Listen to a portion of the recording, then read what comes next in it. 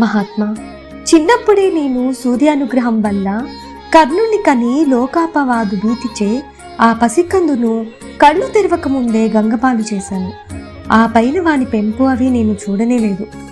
కాళవసుడైన ఆ జ్యేష్ఠపుత్రుణ్ణి కళ్ళారా ఒక మాట చూడాలని మనసు కొట్టుకుపోతుంది, దయచేసి చూపవయ్యా అని అన్నది. పక్కనే ఉన్న గాంధారికి కుంతి మాటలు వినగానే కడుపు కదిలి కళ్ళు చెమ్మగిల్లాయి.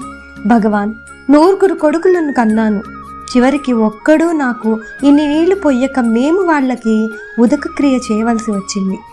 వారిని ఒక్కసారి కళ్ళ ముందు పెట్టవు అని దీనంగా అన్నది.